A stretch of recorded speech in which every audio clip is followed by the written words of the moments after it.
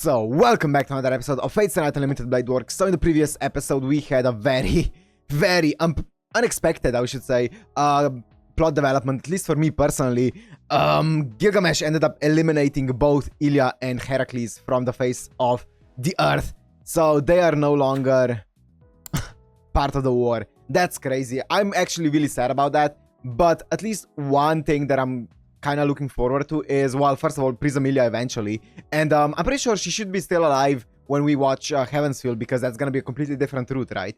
But anyways, I am so sad that Ilya is eliminated because I want to know so much more about her. She's such a cool character. Same thing with Heracles. I really like him.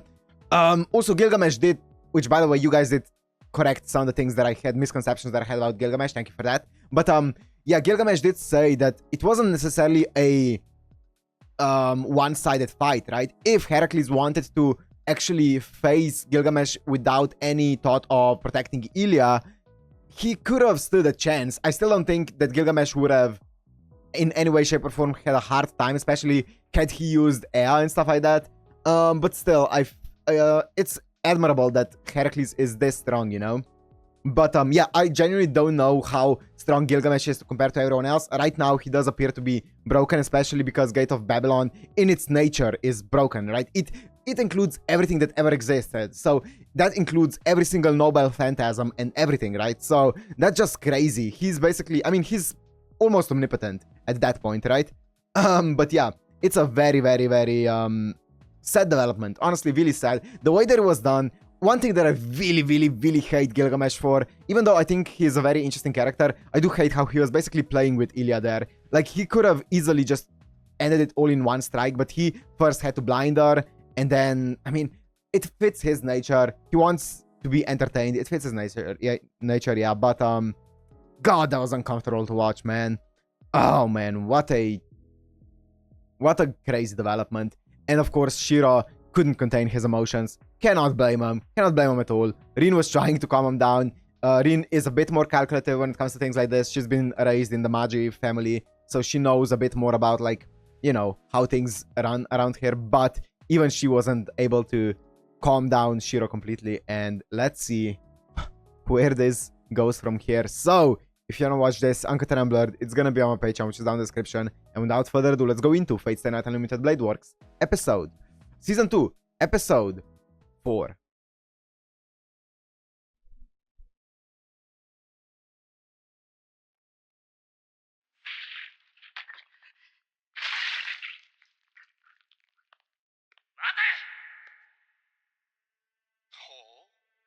何かと思えばセイバーのマスターとはな。戦う意志はあるようだが話にならん。肝心のセイバーがいないのでは貴様などに価値はない。ちょっと待ってよ。そいつさ。Oh, I forgot the changes here. Oh my god. Let's go. What's the title? I forgot the changes here. There's no title? Ah, a winter's day, the form wishes day.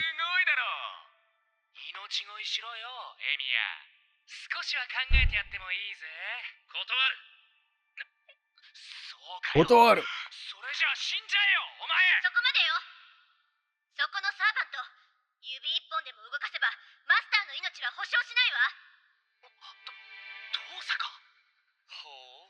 Oh. 警告に切り替えたのはそれを殺したところで俺が止まらぬと判断したからだな。そうよ。あんただってマスターを失うのは痛手のはずよ。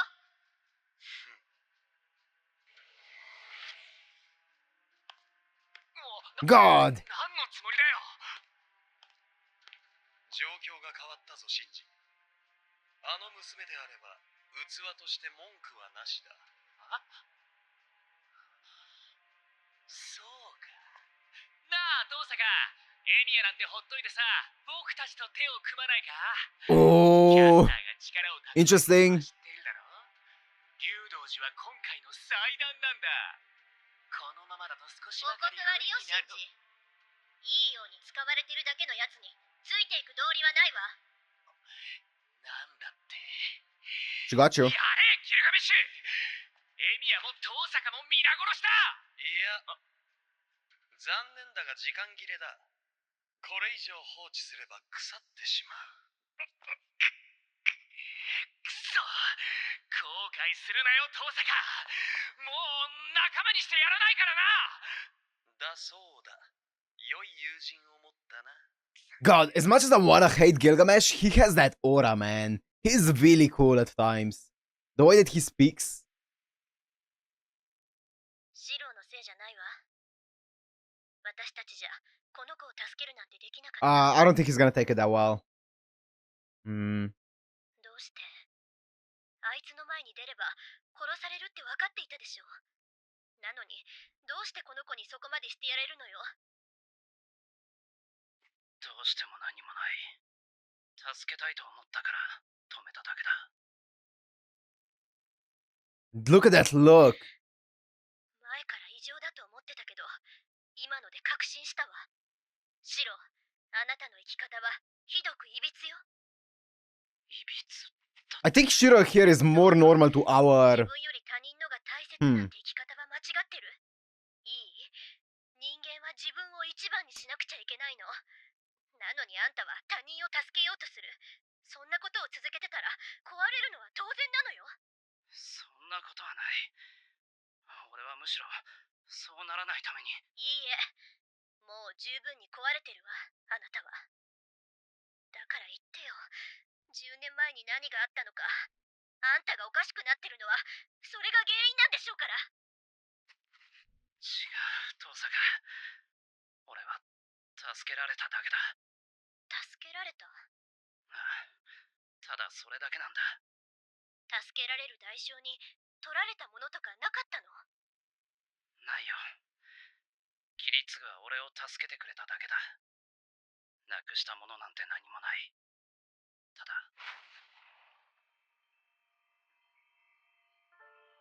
嬉しそうだったから。I mean...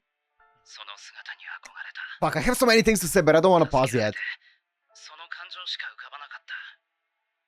俺はそういうものになりたかった。だからこの次があるのなら、あの時見捨ててきた全ての代わりに、今度こそ全ての人を助けなくちゃいけないんだって、そう思ったんだ。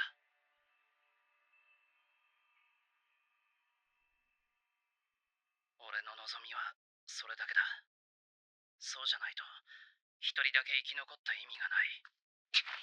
それがおかしいって言ってるのよ。Yeah, I think... 助かったならまず自分を大切にしろっていうの。 Yeah. それだけひどい目にあったんだから、あとは楽しくやんなきゃ嘘でしょ。いい？他人の幸せを願うだけなんて間違ってる。それじゃ機械と変わらない。人助けは結構よ。思う存分やればいい。でもそれは自分のため。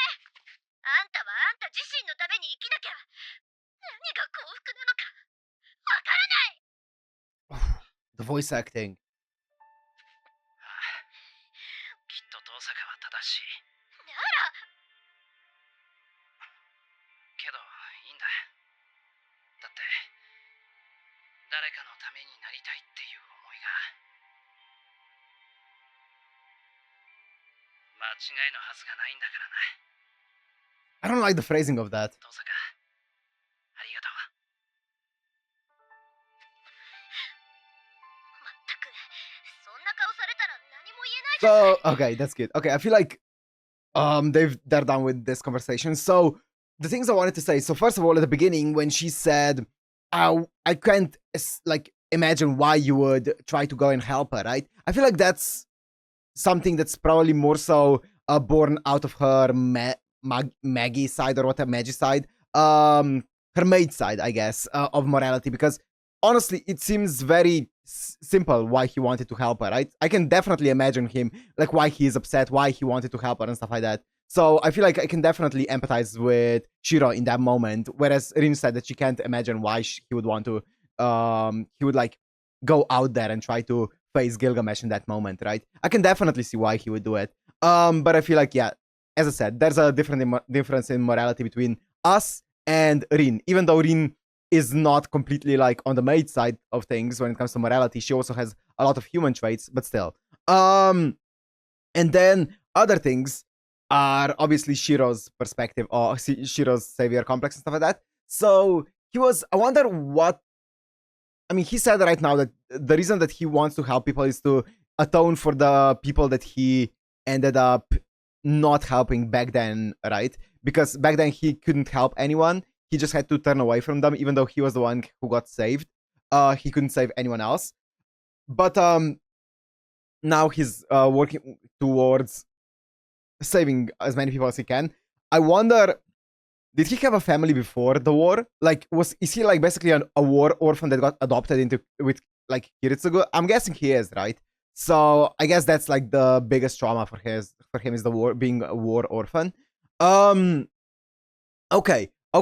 I feel like I wanted to say something else and I forgot. I let it run for too long and I forgot what I wanted to say. But yeah, okay. I feel like that's interesting. I feel like they both said some things that I agree and I disagree with. Also, I do think that living to help others isn't inherently unfulfilling and wrong, but I do think that within those others you should also include yourself. And also there is a balance to it, obviously. So I feel like you have to balance it, you have to include yourself in that, and then I feel like it can become fulfilling and it can become a healthy lifestyle as well.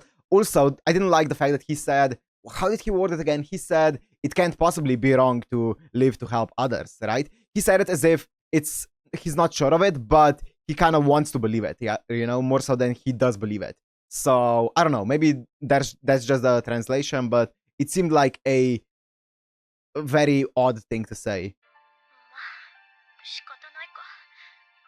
こうなったらもう私が何とかしてあげるわよ。Ah.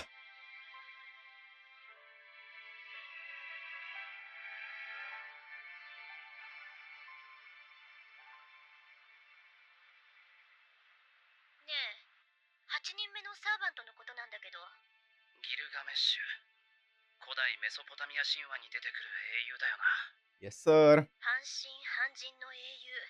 ウルクの王、不老不死の探求者。Secret of Eternal Youth. I didn't know that. 反則めいた強さだった。けど、どうかしたのか？確かに強かったけど、私、あの金ピカとバーサーカーにそう実 Wow. 力差はないと感じたの。おかしいかしら。I mean, Berserker is supposed to be like あいつ自身は only strength, バー strength, サ strength. ーカーと同じか、きっとそれ以下だ。Oh. 強さの差は武器だ。あいつの持っていた武器はすべて本物の宝具だった。Okay. Yep. いや、きっと宝具の元になった武器なんだ。ギルガメッシュは、 Excuse me once again. いや、きっと Actual 宝具の weapons 元になった武器なん that だ。 the noble phantasms were based on. ギルガメッシュ Okay. は一番古い神話の英雄で、あらゆる贅沢を尽くした王様だったんだろう。なら、神話の元になった原点、宝具の元になった武器を持っていてもおかしくはない。じゃあ、Yes. あいつの宝具は武器そのものじゃなくて。It's all of 生 them. 前に集めた財宝を収納した蔵こそが、あいつの宝具なんだと思う。Yep. なら、バーサーカーが叶わないのも当然よね。すべての宝具の原型を持つんなら、その英霊の弱点となるものをその蔵から持ち出せばいいんだもの。まったく、厄介なやつね。まあ、今はキャスターの方が大事だから後回しにするしかないんだけど。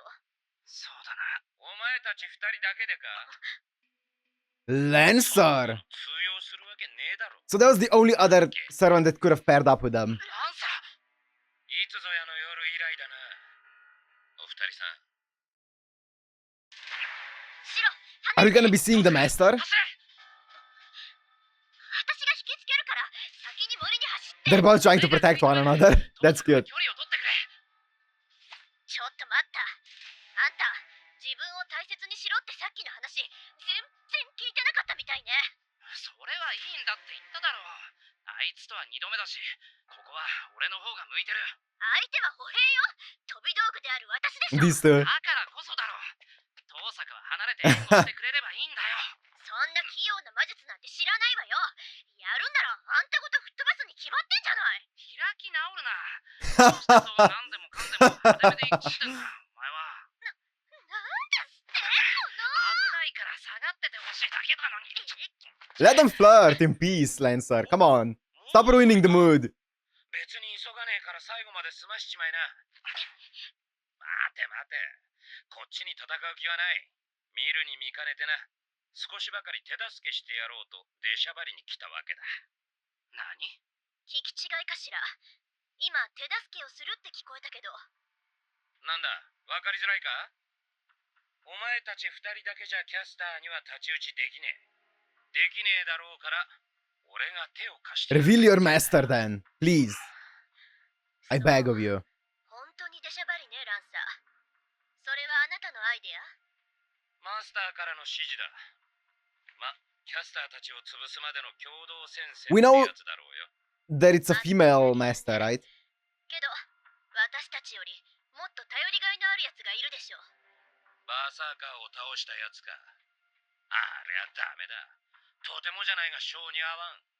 Yeah. 的には申し分ないがな。正しい選択ね。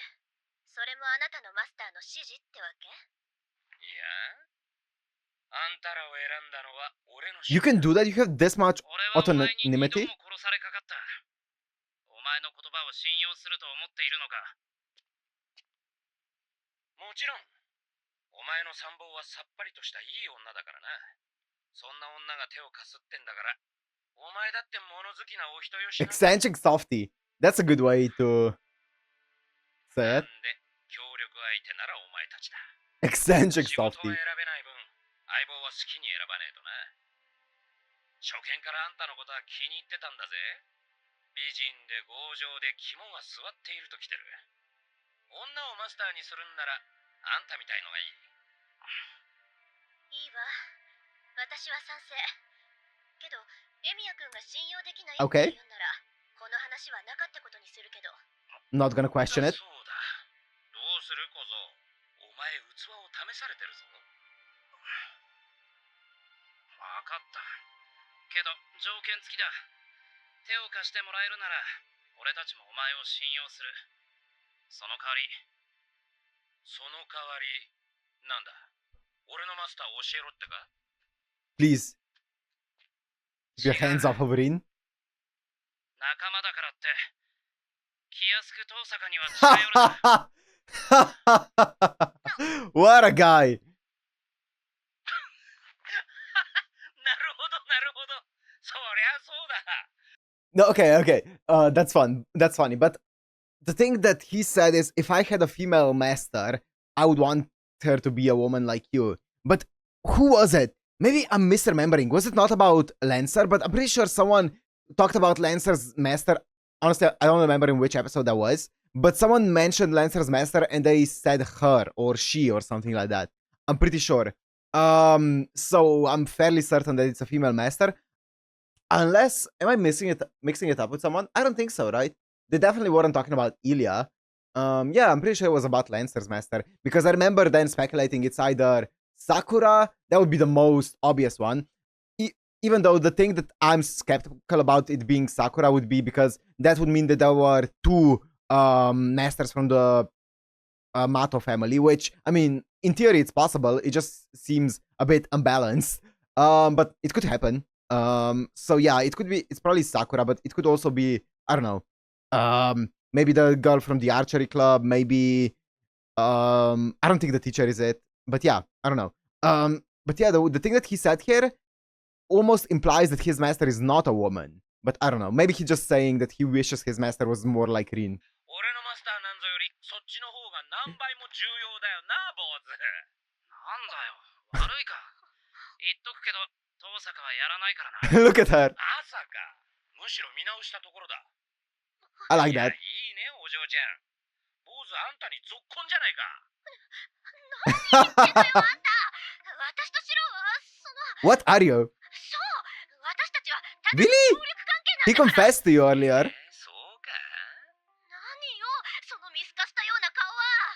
ほら、シロもなんか言いなさいよ。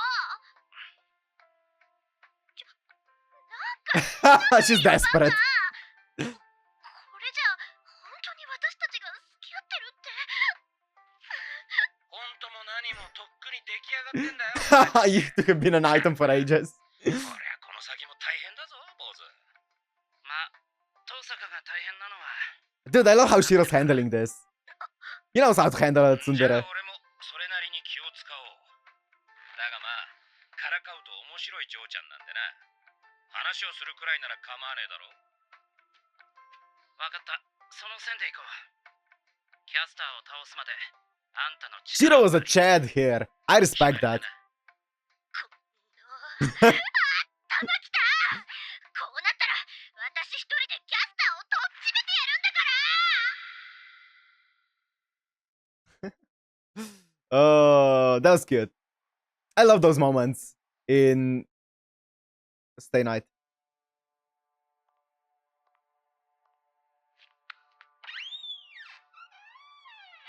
What's happening here? Archer. Ugh.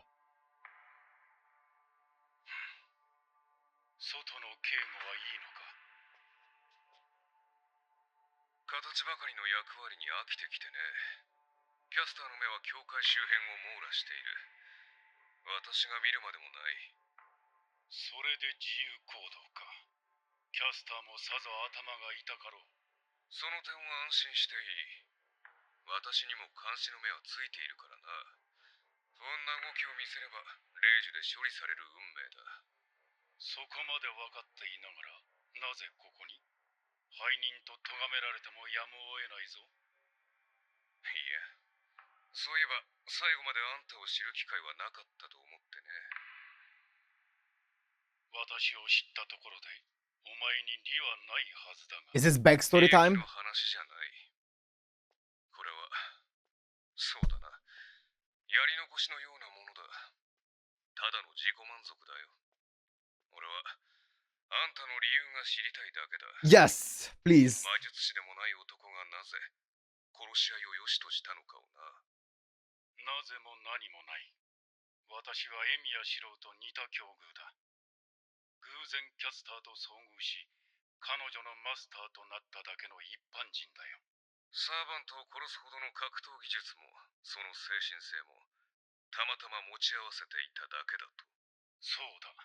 何かの間違いでそのように育てられた人間が社会に紛れ込み、何かの偶然でお前たちのような異物と合流した。それだけの話だ。スパイダー。都市でなら、程度の差こそあれ、殺し合いは日常的なものだろう。I hate bugs. 悲観した運命論。それがあんたの根底にあるものか。悲観はしていないし、未来が決められたものだと感じたことはない。私は今にしか生きていない。私の過去を語っても仕方のないことだ。私には、お前たちの言う善悪の判断基準が Morality? している。人を生かすことは善であり、人を殺すことは悪だろう。それが分かっていながら、その重さが私には同じに見え、優劣がつけられない。善悪のどちらが正しいものなのか、私は測れない人間だった。So someone who doesn't have any morality. 自分自身の正体は説明できる。殺人に抵抗がない時点で私は悪だ。人間社会にいていいものではないだろう。驚いたな。殺人鬼が倫理を語るとは。正しさを実感できずとも、正しさを語ることはできる。空を飛べない人間が空の美しさを語るのと同じことだ。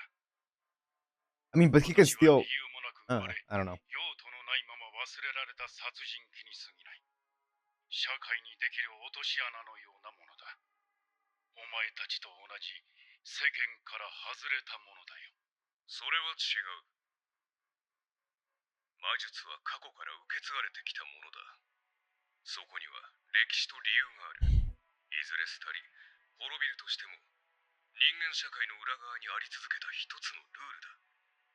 魔術の教えは非人間的ではあるが、それを学ぶ者の内面は誰よりも人間的だ。そうでなければ、聖杯なんてものは作らない。自らの欲望に沿い、自らの利益のために魔術師は戦うものだ。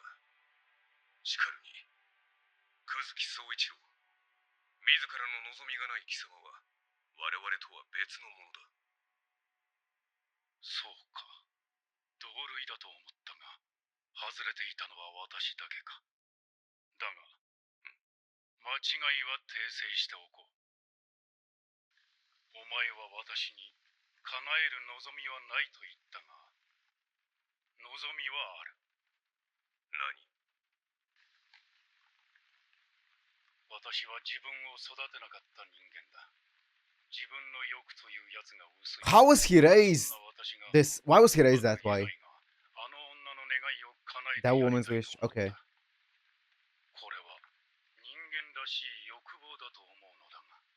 キャスターの願いときたか。あの女の狙いは自分だけが聖杯を手に入れ自由を得ることだ。お前はそれを容認すると。それは願いではない。生きる上で当然のようにこなす義務だろうよ。キャスター自身気がついていないようだが、あれは帰りたいだけだ。自由など初めから求めていない。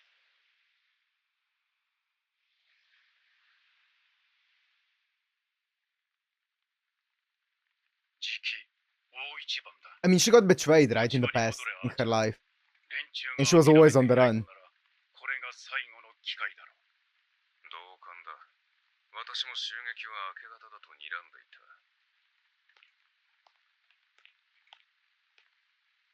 一つ聞き忘れていた。あんたが思う正しさとは何だ？そうだな。たとえ自分の選択が間違いであったとしても、後悔はしないことだろう。善悪が等価に見える以上、それだけが私が良しとする人間らしさの証明だ。Interesting. What was his childhood like? Because he said that he was brought up in a way where he ended up knowing all of those martial arts and stuff like that. So, and I feel like for him to become like this, to have no moral compass, like whatsoever, he must have been raised that way, right? So, who were his parents that he was raised with no moral compass, with like no sense of identity, to be just like a robot like this, right? I wonder, someone must have like really raised him to be, well, yeah, a cold-blooded like killing machine. But I wonder who. Like, I wonder why he was raised this way. Because I feel like he partially could be to blame. You could like say that he's a bad person because of it, but I feel like it's more so like he was raised to be this way and he's trying his best to fit in, even though he doesn't necessarily feel any strong feelings towards either way, right? So I can respect the fact that he's at least trying to, trying to do his best to fit in, but like, damn, he's a weird character. 自分の役割きちっと分かってるんでしょうね。ああ、俺の役目はアーチャーの相手だ。最悪セイバーもどうにかしなくちゃならんが。That's crazy. 抑えるだけなら問題ない。キャスターの下にはアサシンもいる。最悪、あんたの相手は3人ってことになる。That's crazy. あの野郎苦手だ。できれば1対1でもやり合いたかね。だがアサシンは教会には現れねえよ。Really? どうして断言できるのよ。キャスターが竜道寺に戻らないなら、アサシンだって呼び戻すんじゃないの？アサシンはキャスターが呼び出したサーバントだが、それゆえに制約が。Oh, really? 奴は竜道寺を離れることはできん。そんなことより、Okay. 本当にお前たちだけでキャ I スター didn't know を that. 倒 That's せる cool. のか？ただの魔術戦じゃ勝機はねえぞ。まあね。でも、私とキャスターを1対1にしてもらえれば、まず裏をかけると思う。 And he said, in the way that he said it as if because he was summoned by Caster, he has limitations. So I'm guessing that if a servant summons another servant, that servant gets limitations. That's my guess. Interesting. So it's not if he was summoned by like a normal master, he would not have any limitations. But because he was summoned by a servant, he got limitations onto him. Whoa, that's cool. なるほど。 Oh. 秘策ありってわけだ。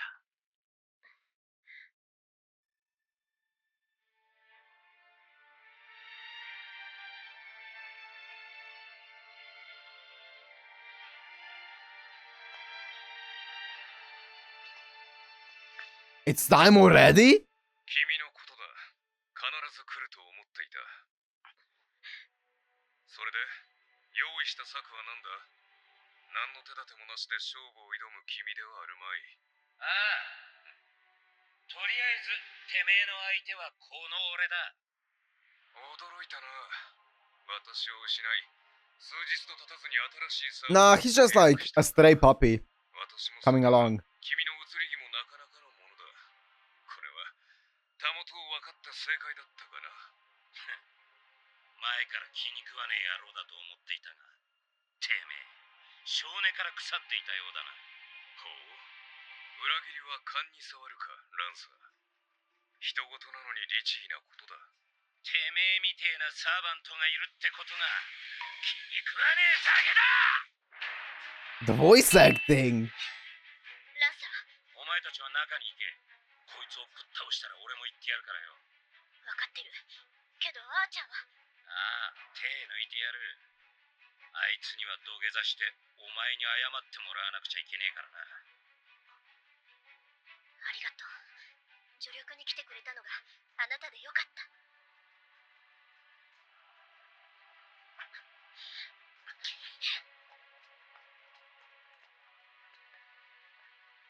まったく面倒なことになっちまったな。何がだ、ランサー。いや何、おいそれと主を裏切れない身としちゃ、あの嬢ちゃんは少しばかり眩しいってもんだ。随分と甘いな。君は隣の芝生は青いということわざを知っているか。 Sure. 何言ってやがる。んなもん俺が知ってるわけねえだろうが。 Come on, I wanna see the fight. 父さか。今のうちに言っておくけど、このペンダントね、本当は一つしかないものなの。それって。これ、あーちゃんに返してもらったものなんだ。シロが刺されたあの日にね。私はてっきりあいつが拾ってきてくれたものだと思ってたけど、言っておかなくちゃいけないのはそれだけよ。父さか。行こう。ええ。 That's it. Okay. So interesting. So the fight begins. The fight for Archer and Saber, and I guess for Caster as well, in a sense. So interesting. I don't know what exactly they meant by, and I don't know if we should already know it. With the pendant.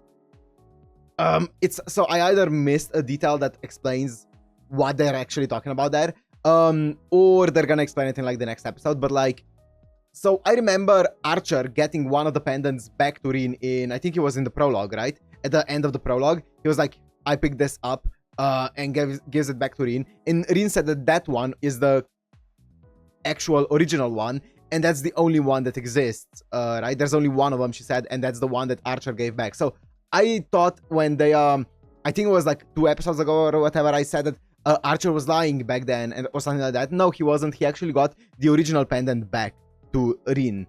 But also then in Shiro's episode, in episode 1, we saw Shiro picking up one of those pendants as well, and storing it in his drawer, right? Interesting. And that's this pendant here, right? I believe?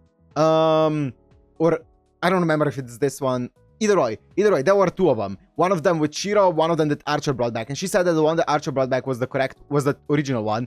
So what's the one with Shiro? Did someone duplicate it? Or, like, I don't know what happened there. I'm not certain.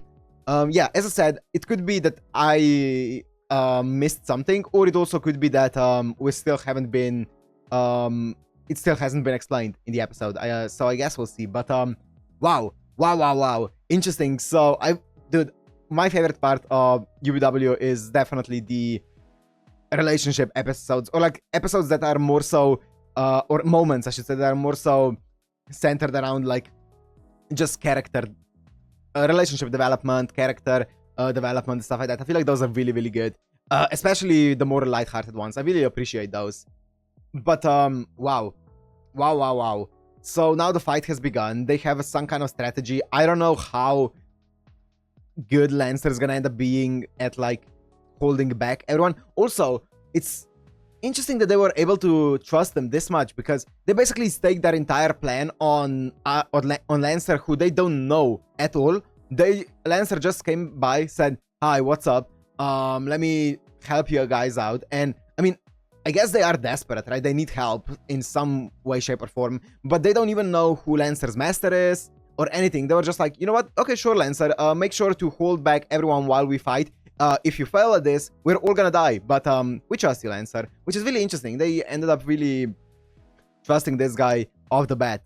But yeah, interesting. But yeah, as I said, I don't think they have much of a choice right now, because he's the only servant left that could help him. But still, interesting. So yeah, still we don't know Lancer's master. I guess we'll find out in soon enough, at some point. There's still a lot of episodes to go. This kind of seems like almost like the final fight. You know, when the fight in Zero happened, the final fight, it kind of feels like that kind of setup. But there's still so many episodes to go, so it's obviously gonna be still a lot more to go. I don't know. I genuinely don't know where this is going, but I guess we'll see. Yeah, great episode, and I'm gonna end this one here. Hope you guys enjoyed. If you did, make sure to like, comment, subscribe, and I'll see you in the next one. Peace.